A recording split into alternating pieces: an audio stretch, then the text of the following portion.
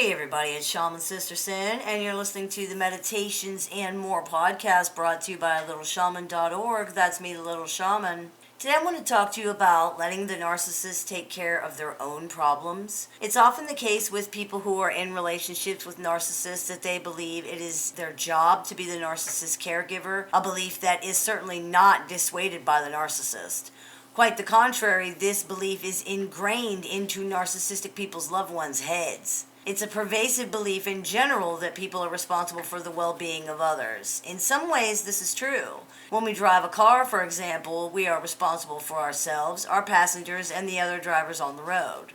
However, in the case of narcissistic relationships, this idea becomes twisted into something very different and toxic. In a narcissistic relationship, the narcissist believes the other person or other people are directly responsible for their well-being. They take no responsibility for their own well-being, instead insisting others are responsible for their emotions and how they get along in the world. They behave as if their problems are someone else's responsibility.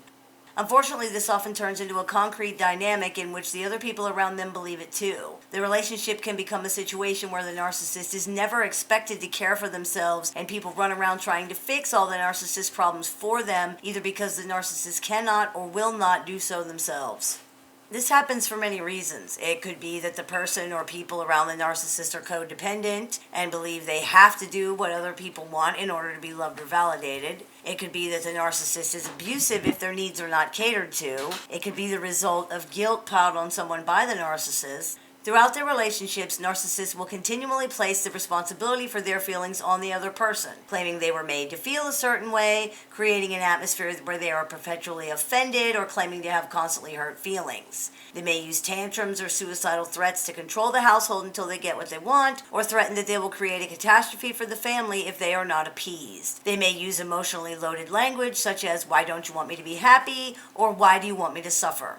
In this way, they foist the responsibility for their feelings and well-being onto other people. The message here is very clear. I have a problem and you need to do something about it. When the narcissist finally gets their way or is calmed down or whatever, all is serene again. This dynamic creates a situation where people must make the narcissist's feelings, wants, and needs a priority, or they must suffer. This reinforces the idea that other people are responsible for the narcissist's emotions and well-being, both to the narcissist and the people around them. It often becomes a vicious cycle where everyone is taking responsibility for the narcissist's well-being except for them. This often ends up doing more harm than good, as nobody can ever learn to tend to their own needs if they're not required to do so. Sometimes people believe it's their duty to take care of other people in this way. Sometimes they believe they're doing the right thing, and they don't realize that they're actually hurting the narcissist by agreeing to take responsibility for them. These people often become angry at the suggestion that we are not responsible for other people's feelings or well-being. We sometimes see people who are upset on the narcissist's behalf asking questions like, why are the narcissists being so callously painted? And if we should all just forget about being compassionate human beings and abandon them to their awful lonely fate.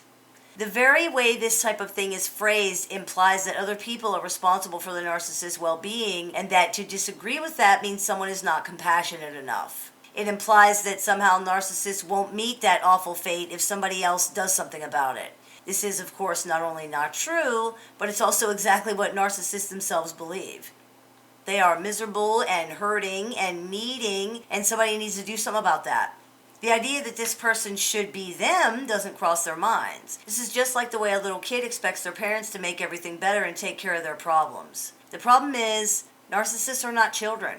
They're adults, and they are responsible for their own well-being. The fact that they are either unwilling or unable to shoulder that responsibility does not change this fact. The narcissist's well-being is not your responsibility. You can't save someone from themselves. It can be hard to train yourself out of this way of thinking, especially when it's been reinforced with such strong emotions like guilt. However, it is not your responsibility to look after the emotions, the well-being, or anything else of a grown adult. It's theirs. You don't have to carry that burden around anymore. It's okay to create boundaries. It's okay to say no. It's okay to say, it's not my job to make you happy.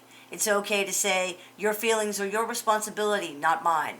Narcissists are not a special case, regardless of what they think. They have to carry their own problems and solve them just like everybody else.